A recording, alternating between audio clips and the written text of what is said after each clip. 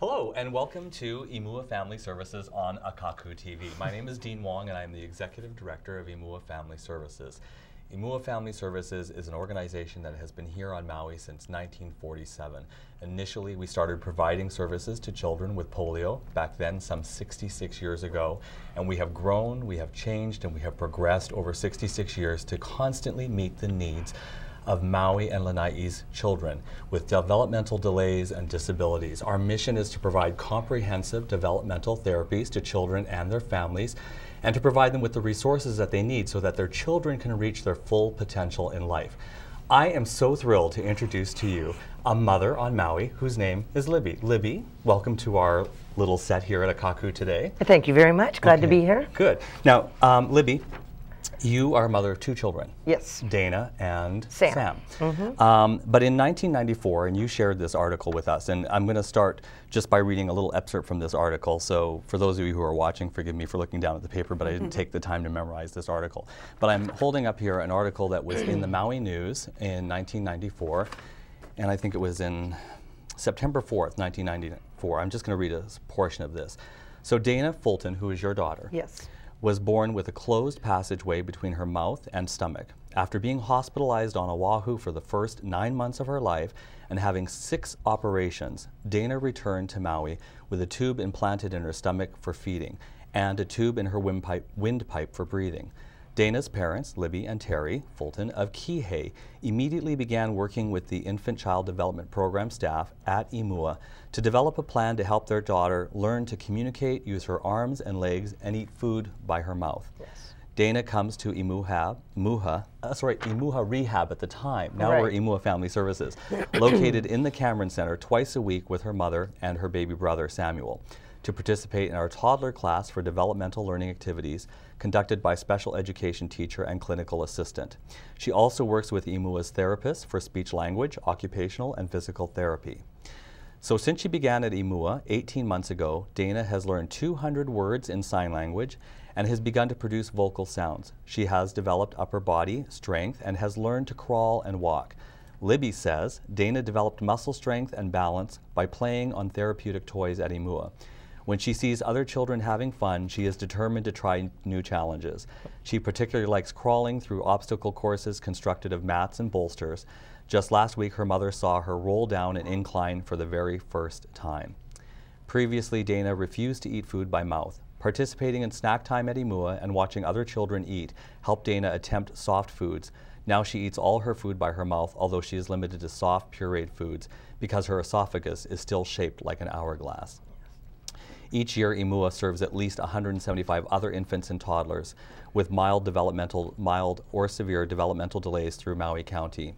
So today that number has increased dramatically, sadly to say, but we see a lot of children who are born in our county with the need for developmental services.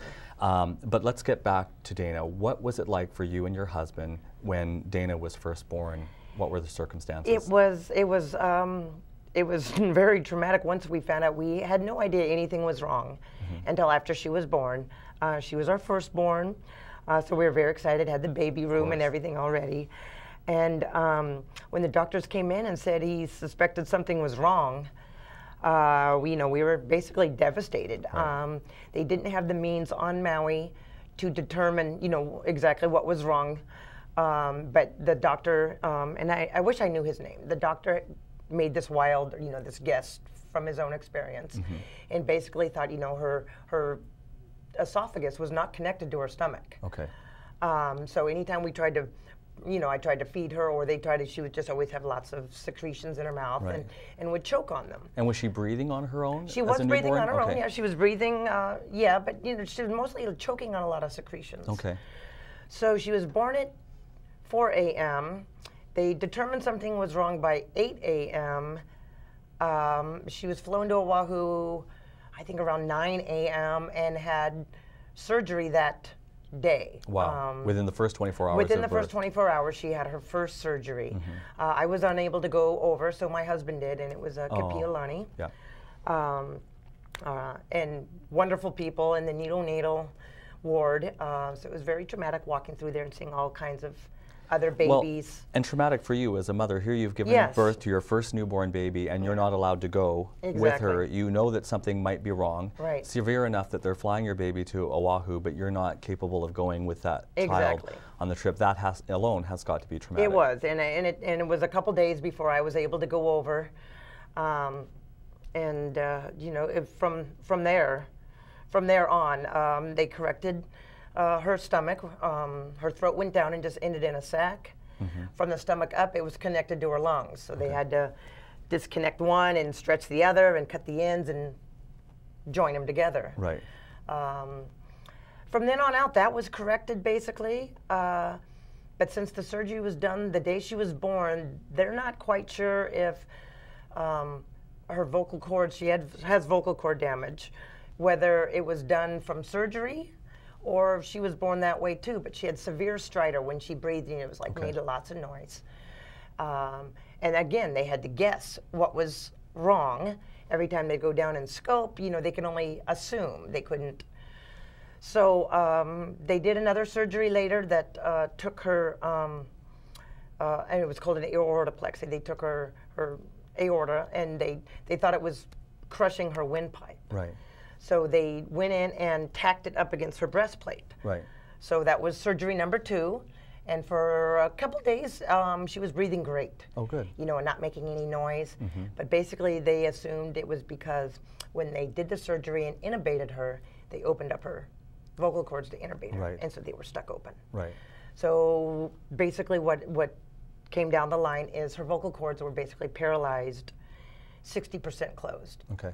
Now your vocal cords have to open when you talk, or open when you breathe, close when you talk, and they open and close and vibrate to speak. Hers were basically frozen in kind of the speaking position. Okay. She could get a little air past them, but not enough to breathe. Right. She started having, you know, if she was awake, she couldn't get enough air, she would panic and kind of turn blue and then pass out, and then she'd be fine. Right. So it got to the point where they said, we got to give her, you know, we're going to have to trach her. Trach her, which and is that was creating very an opening traumatic. Yes. right in the throat. Is putting. This was very traumatic for me. You know, you're thinking, oh, they're going to cut my daughter's throat open, you know, and it's just, that was very, very hard. Right. But once she got the trach, it was all the difference. She started gaining weight, she was happy, and she was eating by feeding tube at this point, correct? No, at this point she was still tube fed. Okay. But now we go back to the original surgery where they connected her esophagus. Right. That round scar now has closed up completely. Okay. And she can no longer take food by her mouth. Right. That's the feeding tube. Right. They did a surgery for that, and then that got severely infected, and and they had to do that one kind of over again. So she's got quite the roadmap of scars. Right. But you know, all in all, just 7 surgeries, and many, many procedures. Right. They started weekly using like a, you know, to dilate her throat back open. They would drag a tool down her throat, you know, in OR. That started off small, and then it would gradually get bigger. Okay. And to just slowly keep stretching that scar open until she could get food down it. But at this point, you know, now she's like, you know, she doesn't want food through her. Right.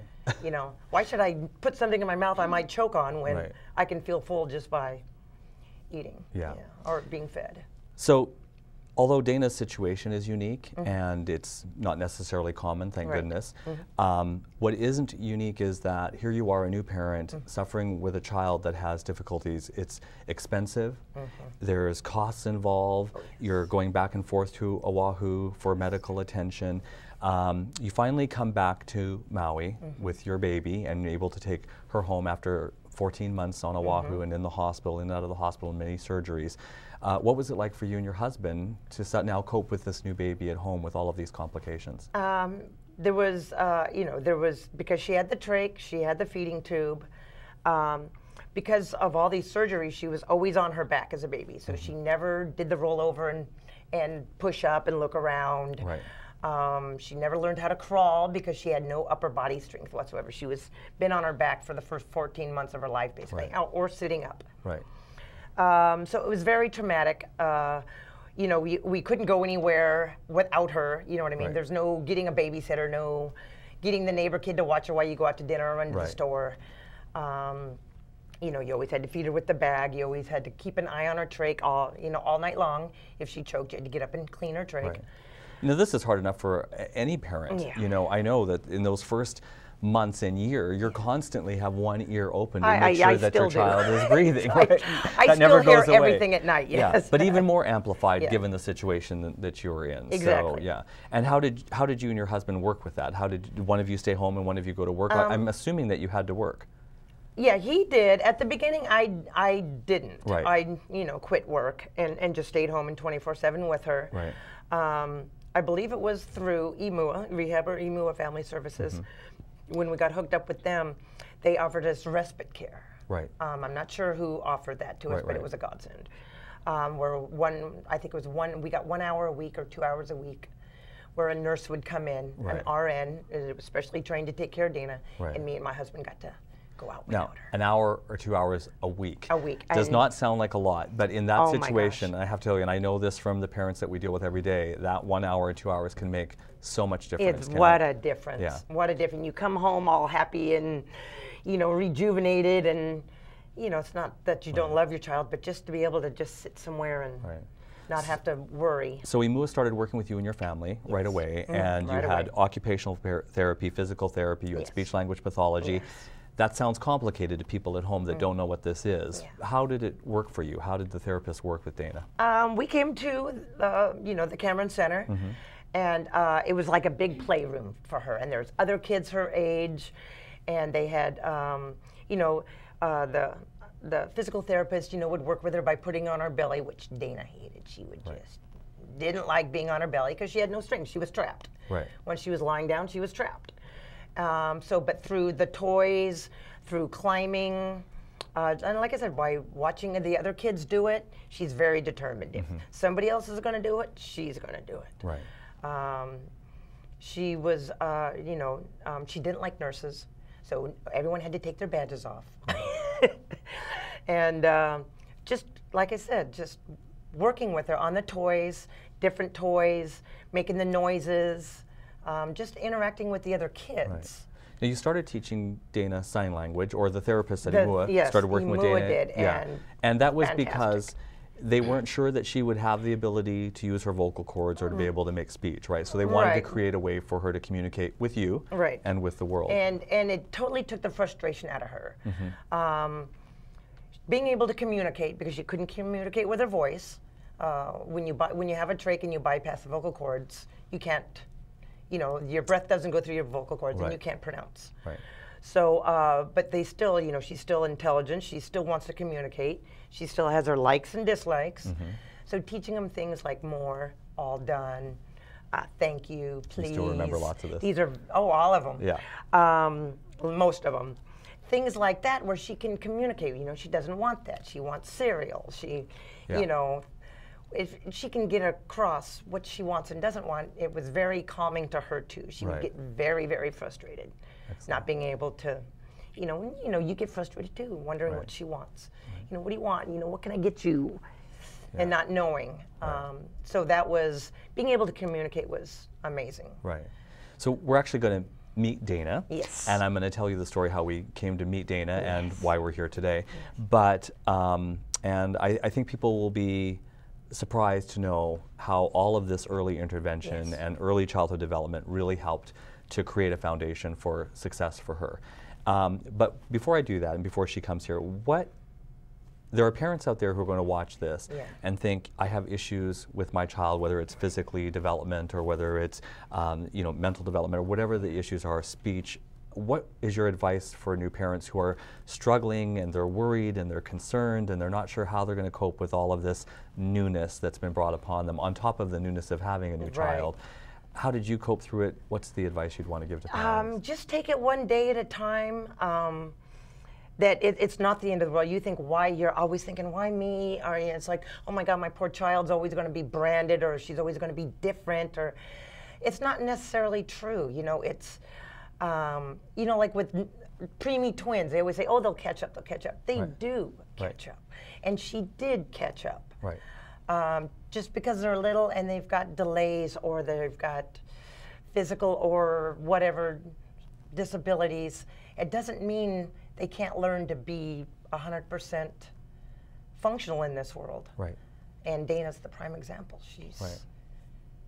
And it was a huge commitment from you. Yes. And from your husband. But you know, it's your child. It's what you got to do. That's right. You do what you got to do. You do what you got to do. And eventually I started working again. I would work nights. My husband worked days, which was very good for him. Right. Because now he's learns how to feed and diaper and all of that good stuff. All this, got to put him to bed, Right. got to read him the story. So when Samuel came along, he was ready. Yeah. Oh, and Sam picked up on all the sign language too, Right. which made it much easier for him to communicate. Right. And they say the babies will learn at 6 months. Right. That's true.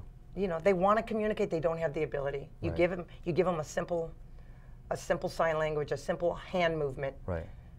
Was it scary for you to have a second child? Did No. you think that this could happen to you again? Did Yes. You think, oh, yes. that in that case, yes, because what her disability, or they said it was genetic. Mm-hmm. She was 1 in 8,000. Wow. Or 1 in 8,000 have what Dana was born with.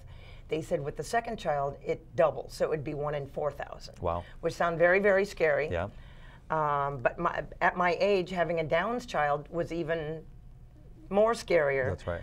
So it was worth the risk. We always wanted 2. Right. You have to have 2. They have to learn to share. They have to learn to get along. So, yeah, it was scary. But Dana was at a point. She was easier to handle. She was sleeping through the night. It wasn't so Right. got to keep an eye on her. She might choke and die Right. type of thing anymore. Right. So you took this next step. Took the next step. Okay. Mm-hmm. And Yeah, now you they're have 2.5 years. So she was 2.5 when Right. Sam was born. Awesome. And she was still involved with Imua. She was Oh, involved. definitely still involved. Imua was, like I said, a godsend. And they took Sam right in. I mean, he was able to come with us and join in. Great. And it was wonderful. Good. Yeah. I And couldn't have done it without him. I don't know what I would have done or where she'd be right now without their help. Great. And we hear that every day, thankfully. That's why we do what we do. Unbelievable. We're going to actually get a chance to talk to the same types of therapists that worked with Dana when she was a child. But first, we're going to meet Dana. Very good. Okay. Yeah. All right. All right, so now we're back with Dana Fulton, who we have been talking about. Your mother, Libby, and I have been talking about you. We were talking about the experience for your mother and father when you were first born.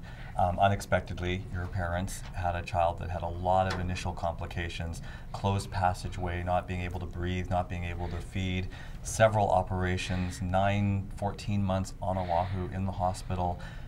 Your mother not being able to go to Oahu when you were immediately brought to the hospital initially, and all of the complications that go with being a parent, and then how your family was connected to us here at Imua Family Services. Now this was in 1994.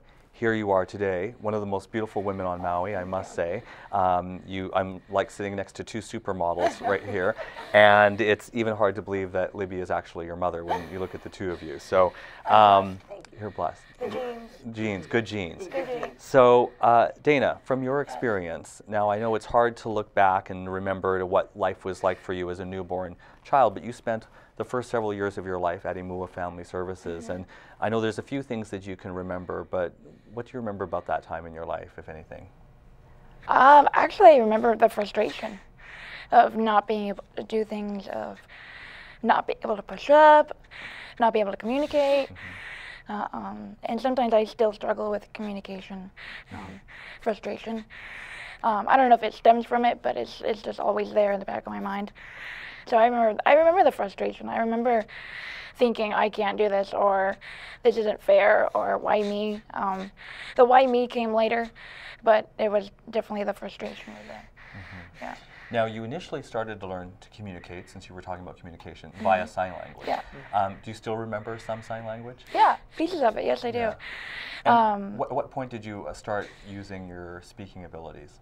Or did that come into play for you? Probably about Remember? 3. About She was about 3.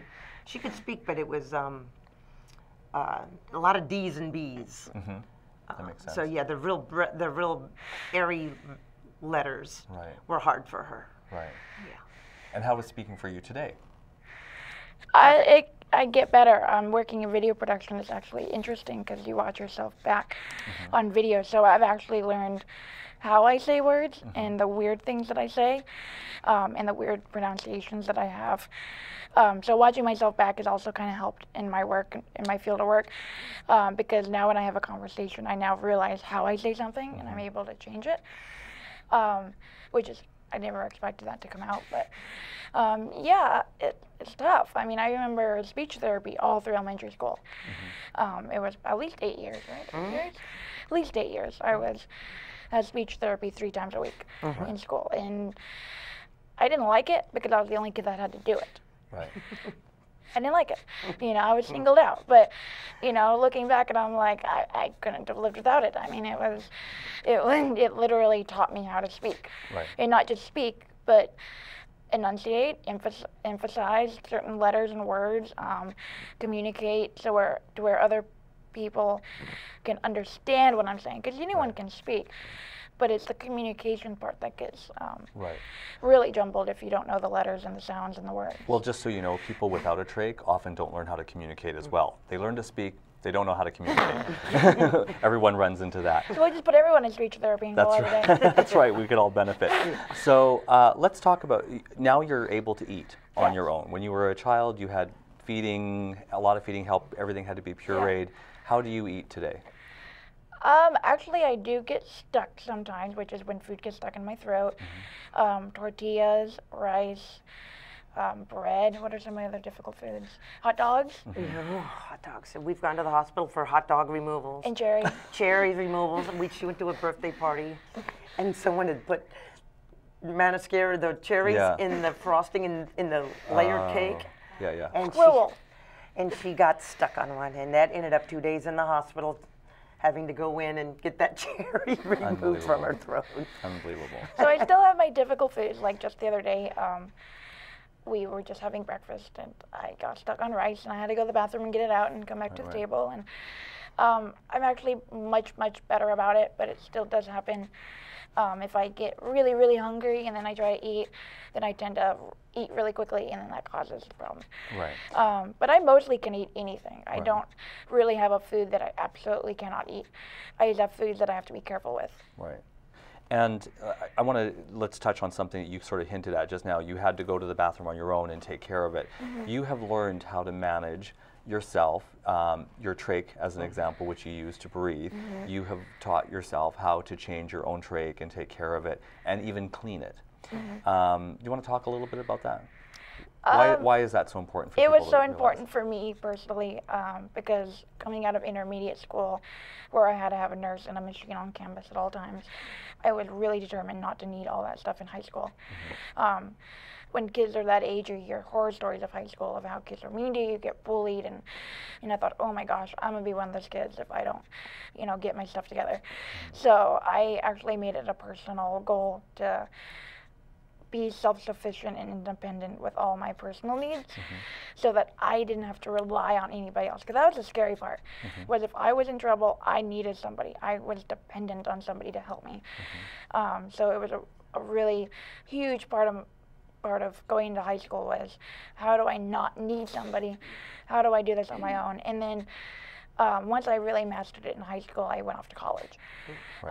And then college was, living on my own and really needing to do everything on my own. And I eventually found a doctor that not only was familiar with the different cases that I had, but was nearby. But it was quite a while before I had found this doctor. So it was quite a while in college that I really had to be really on the ball and really on top of everything. And then I went to study abroad. I lived in Europe by myself for 6 months. And how does that feel? That was, actually, that's how I got myself off of the suction machine. Because I could not travel with it. They wouldn't allow it on the airplanes, and I was bound and determined to go to different countries. So you needed the suction machine to keep your trach clean, and they wouldn't allow that on the airplanes? No, because they didn't know what it was, and I didn't have the language, and their language was French, Spanish, Greek, all the languages of Portuguese, all the languages that are there. I didn't have. I could explain it in Spanish. So in Spain I could travel just fine, and I just explained what it was. But it was boarding the airplanes to the other countries that were really difficult to explain what it was, how it worked, and why I needed it. And you've had to deal with a lot of this kind of complication, like not being able to travel because you can't take the machine to do the suction with you. Not having to deal with machines to clean your trach and to take care of them. So you have managed to find alternative ways to do this, and you've found ways to clean on your own. Yeah. And I think it's important to also recognize, you know, for people who are watching, that Dana's trachs are not covered by medical insurance either. This is an apparatus that you need to live and to breathe, and yet this is out-of-pocket money for you. How often from the time Dana was a child were you having to change her trach? I'm sure she was growing rapidly and also needing new trachs. We've been through hundreds, I'm sure. And what's a funny thing is they call these disposable. And so I don't know who it was that suggested, you know, just clean them and sterilize them and you can reuse them, but I didn't say that. They're called disposable, but they're what, is it $500 or something? They're $50. They're $50. The a piece. machines are $500. The machine is $500. So it adds up quickly if you either don't have it or you need it or it breaks. Right. And we always had one at home, one at school. You know, we always, if we even just going to the grocery store, you took it with you. You know, when she travels, it always had to be in her carry-on. They're not light. They're not, you know. Now, we live in a day today where you can communicate with the world via social media, and we have all of these amazing tools at our fingertips. And Dana has made herself available to teach the global community about trachs through social media via Facebook and, of course, YouTube. Now, you have 2 YouTube videos out right now. Is that correct? 2 or 3? 3. One of them, you're teaching people with trachs and parents and children how they can change their own trach, and you do it on the YouTube video. And of course, you know, the #1 thing searched on YouTube are how-to. You know, I learned how to tie a bow tie on YouTube. So you teach people how to clean and manage their own trachs. What are the other things that you've done on YouTube? My latest one is about swimming. Swimming. Because I'm very pool safe and water safe, which is very, very scary for not only trach parents, but adults with trachs who actually even shower differently than you or I would. Of course, water because they're so terrified of water. threat. The #1 fear is pneumonia. Because we rely so heavily on our lungs that the fear of pneumonia is terrifying. It'll keep all parents from keeping their kids from the water. So I thought it was very important because I thought all kids did it. I mean, I didn't grow up around social media. It was kind of right before that time. So for me, I just assumed every kid with a trach did what I did. It was quite the opposite. So, so I first made an intro video to a trach for one of my college classes, and one of my friends was like, "Have you ever just talked about it?" And I was like, "What do you mean just talk about it?" He's like, "Have you ever just explained it to people?" I was like, "No, I just assume they either ask or they know already." He's like, "Well, what if you just made a video of it and, you know, showed it to the class?" And I said, "Yeah, whatever." So I just started talking about what it meant to have a trach. I put it on YouTube and it was like 3,000 hits in like 24 hours. And it just was like, oh, well, it's not obvious. So yeah, that's kind of how that started. And people can watch those YouTube videos right now. I mean, Imua Family Services on the web at www.imuafamilyservices.org. If you click on our YouTube link, it'll take you to Imua Family's YouTube channel, and we have put your videos up there, or you can just search for Dana or Trach Chick, which I think is phenomenal, and you can check out Dana's YouTube videos, and they're impressive because the way we started this conversation was to talk about where you started in life and how far you've come is truly remarkable. You talked about going to college, and in fact you got your bachelor's degree in social behavior sciences, correct? At Soka University of America, and you did your undergraduate dissertation, The Enabling Disability, Applied Social Theory to the Lives of Individuals with Long-Term Tracheostomy Tubes. Congratulations. Thank you. Yeah. You and I have talked about the D word, and that word is disability, because you have had to manage that word in your own life, and you don't identify yourself as being disabled today. Do you? No. And even when I knew that I had to write this dissertation because only I could tell this story, and only I could do this research. It's not a group of parents that volunteer their information. It's not a group of people who ask for pity, or they don't go out and they don't ask for sympathy. You really have to understand their situation to get them to open up. And it was really important to me to get those stories. So when I started this, my professor, I love her, but she goes, you know, have you ever read feminist disability studies? And I was like, no, why would I do that? Right. And she goes, and she looked at me really funny, and I go, why is this about disabilities? And she's like, what? And we went round and round for at least 20 minutes on coming at this from two very different angles. Right. And I love the books, by the way. The ones that she gave me, Feminist Disability Studies, is a whole new genre of sociology that I'm very into. But I had to make peace with that word, right. Bottom line. I had to come to the terms that it was a disability and that I am not able to do all tasks that other people can, and that there are certain things that I do struggle with, right or wrong. So coming to terms with that, and then once I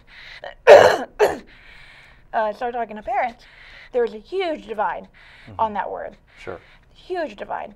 Parents did not see their children as disabled, even though a lot of them faced 1,000 more challenges than I did. And your parents didn't see you as disabled, and that's probably why you have that struggle. They did not treat you as a child. The struggle definitely came with their language.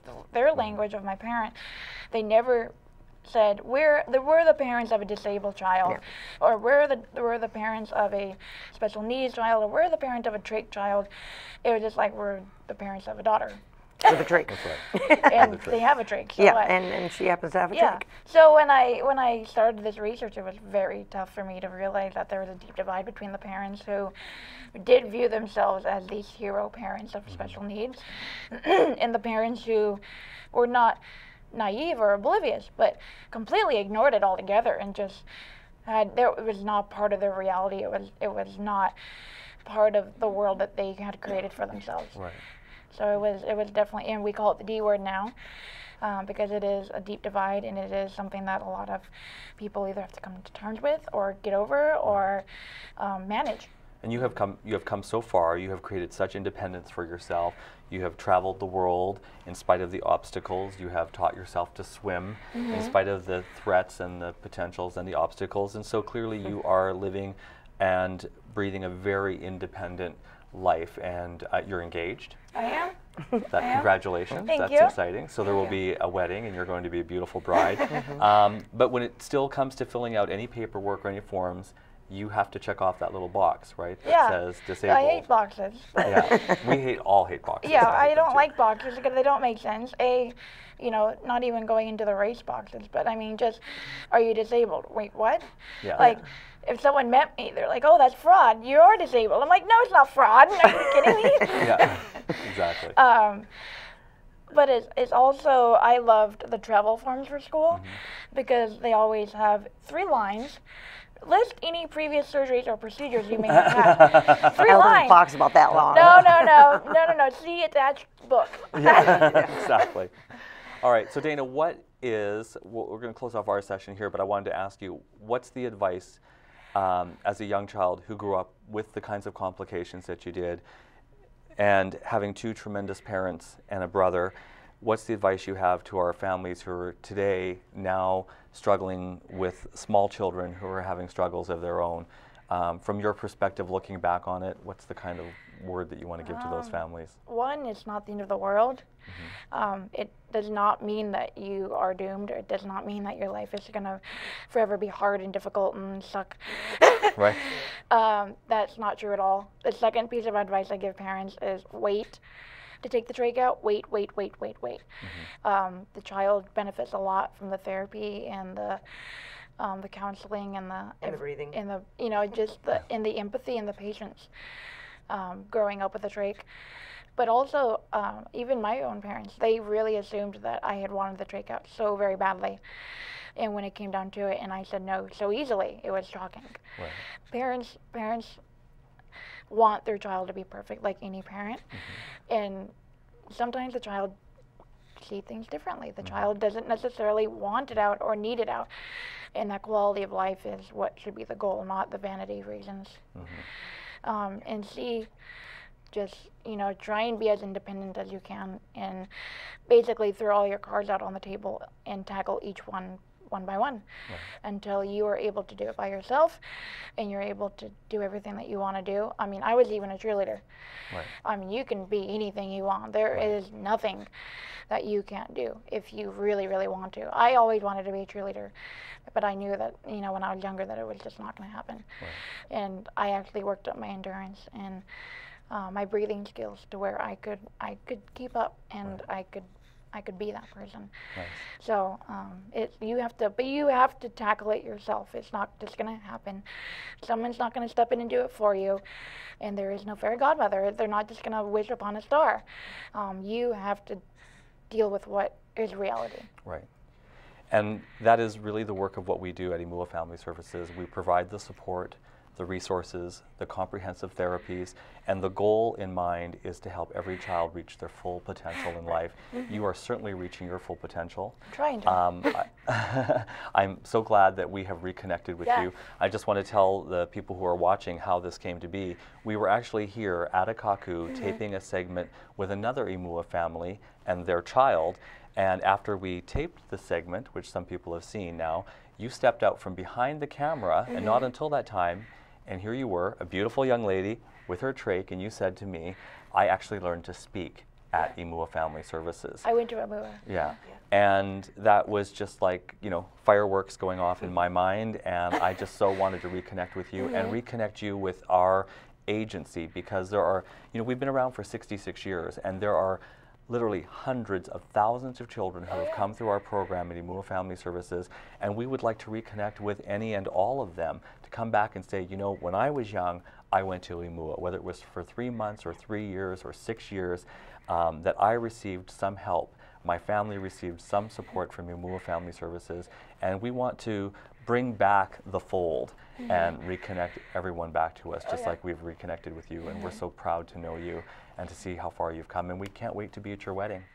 Now I'm going to bring some of my therapists from Imua, and we're going to talk about what we do with children who have had your experience. Cool. Thank you, Dean, for this.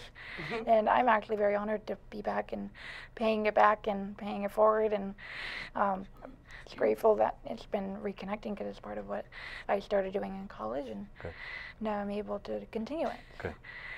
All right, so the most exciting thing about Imua Family Services, of course, are the children that we get to work with every single day. But right now I want to introduce to you some of the backbone of Imua Family Services, which is the staff. We have highly skilled and trained therapeutic staff that work with our families and our children every single day, and we're a small representation of about the 45 people that work at Imua Family Services. I'll start over here on my far right, Bobby Joe Moniz Tadeo. Hello, Bobby Joe. How are you today? Hello, I'm good, thank you. How are you? Good. So why don't you, you're the director of our Infant Child Development Program, and why don't you just tell the viewers a little bit about your particular background and how it is that you came to be involved in early childhood work? I started my college career in learning about early childhood development and education, and became a teacher within the Department of Education. And then decided I wanted to do more within the community and looked at Imua Family Services. I also had a child that went through Imua Family Services, so I was very familiar with the services that were provided and the passion that Imua Family Services provided to families. So I decided to expand my wings and come on over to Imua Family Services as a program director in order to give back to the community what I had received as a parent, as well as to provide the knowledge and experience I've had working within the DOE as well as teaching at the college in order to help our families. You have an extensive background, and you have applied yourself to an enormous amount of training in your profession. You said that you were a teacher. You're also a doctor. You have your PhD. And talk about all the things that led up to that. For me, it was just trying to look into what children needed to develop appropriately, and looking at the current and most up-to-date research and applying it. So it was a personal goal of mine to do the best I could and to get all the information I needed in order to make change in children's lives, which is why I did that. Good. Carol, you're a physical therapist. Now you have been with Imua, I think you're one of our longest standing current employees. How long have you been with Imua? I've been there for 12 years. 12 years. Yes. And as a physical therapist. Yes. And tell us, how did you originally get into doing physical therapy? How did you originally focus in on such young children?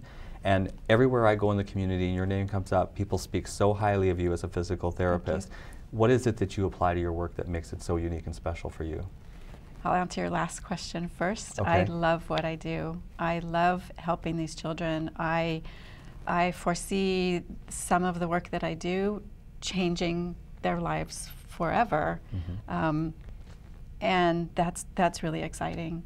The phone call at 10 o'clock on Saturday night saying, my baby girl just took her first step, and the doctors maybe had told them, the parents, this child never would walk. Right. That's why I do what I do, and that's why I love it. And I try to bring that enthusiasm to every session when I'm working with children. And I've had the pleasure of going on a home visit with you with a child of Imua's and seeing you work, and you are a very skilled physical therapist. Tell people what it means to be a physical therapist with a child below the age of 3, because people may not be able to make that relationship.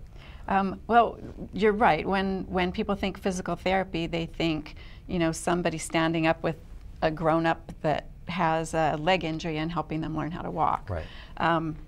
As pediatric therapists, we spend a lot of time on the floor. We crawl around on the floor. With an infant, it might be laying down on the floor with them and trying to get them to roll over on their tummy or hold their head up or get into a hands and knees crawling position. So it is a lot of time on the playing on the floor. And Libby, Dana's mother, talked about how when her baby, Dana, was young, she didn't have any upper body strength. She couldn't lift herself up, and how scary that was for her. That's something you're familiar with. Absolutely. Right. So I might, for a child like that, I might bring in a big therapy ball and have the child lay on their stomach on the therapy ball and back them up a little bit so they're not exactly laying flat. Right. And then it makes it a little bit easier for them. It takes a little bit of gravity out of the picture, and now they can push up. Right. And they can start to raise themselves on their arms and think, if I can make them think that they're having fun, right. if I can help them play, then they don't know they're doing strengthening work, right.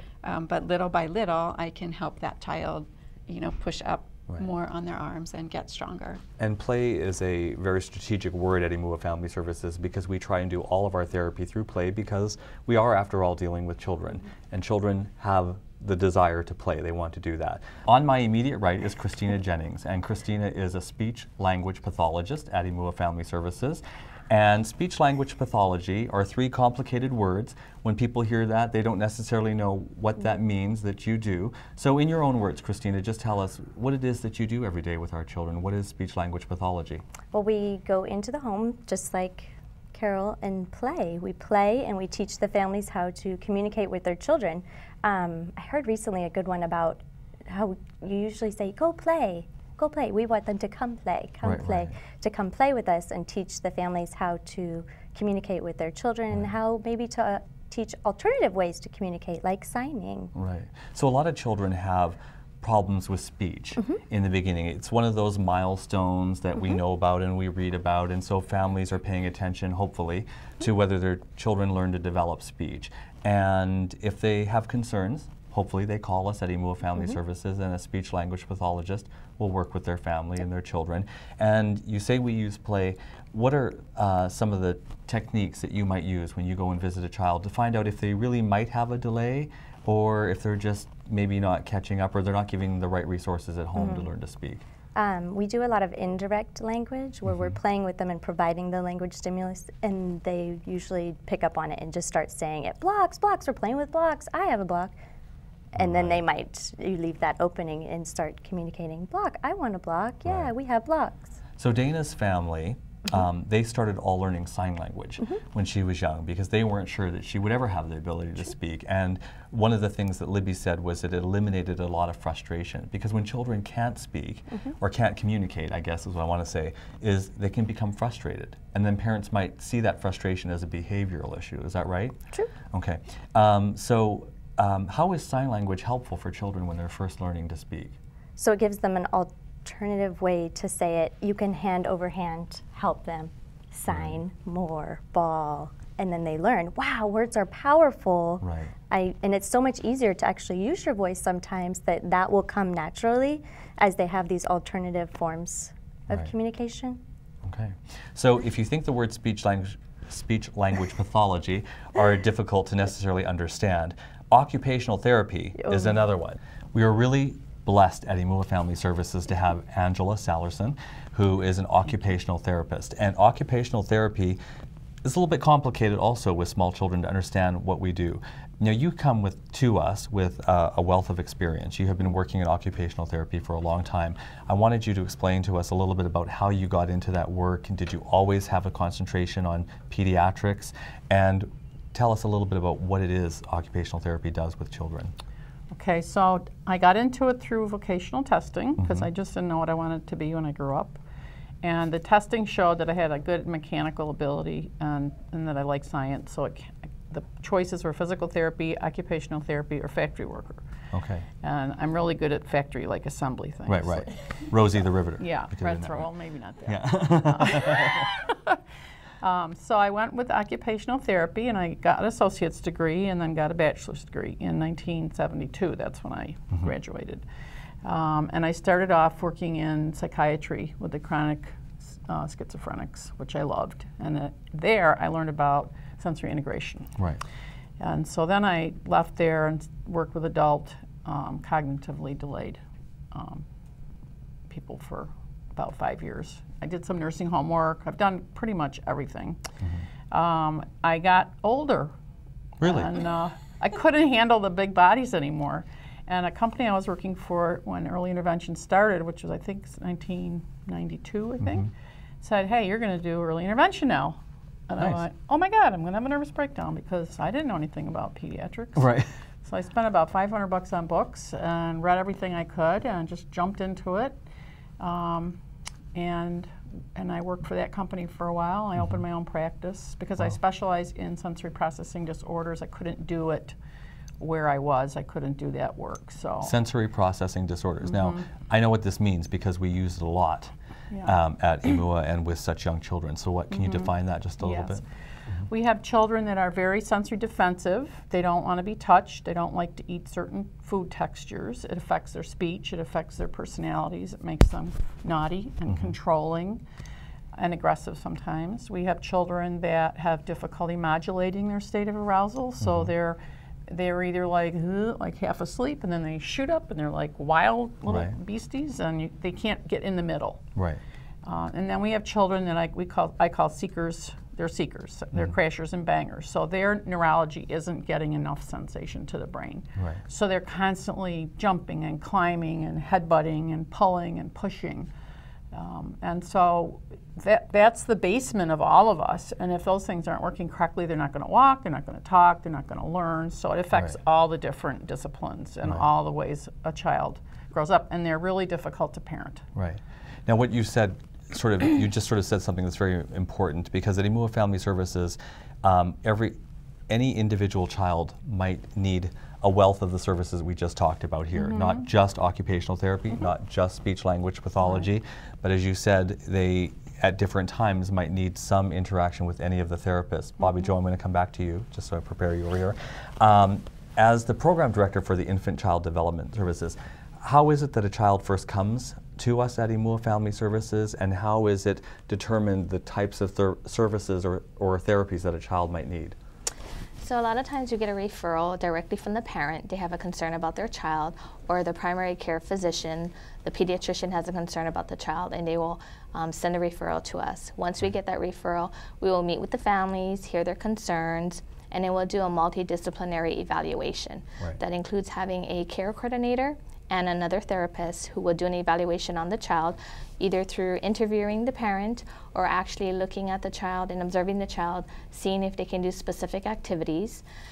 Once that is done, we determine their eligibility based on a standardized assessment tool that we use, and then the team gets together and they base the services that they're going to provide or they're going to suggest to the parents based on the results of the evaluation and professional input. Right. So in Dana's case, where this was a serious condition and she was in the hospital for the first 14 months of her life, the referral to Imua Family Services came directly from being in the hospital and having all of this treatment done, and then she was brought back to Maui, and they said to her, contact Imua Family Services, and we provided all of the follow-up, the therapy, ongoing for years. With Dana's case, sometimes that is the case for a family, right? It comes from a serious condition right from birth that we know about. Sometimes we know about it even before the child's born. How is it to work with the families, and anyone can chime in on this, when they are receiving this news and they are they're delirious with what to do next, and they're still grieving and coping with the fact that their child might have some issues. Carol, from your experience, how has it been for you with working with families in those situations? I'm very glad that I have some psychology courses in my background. A lot of times we are their parent sounding board. We see the whole range of emotions. We see sadness and anger and grieving and fear. I think fear is a big emotion that we as therapists have to deal with, especially in that situation where the parent is just getting the news or just starting to deal with whatever the concerns or the diagnoses or whatever it happens to be. And then the more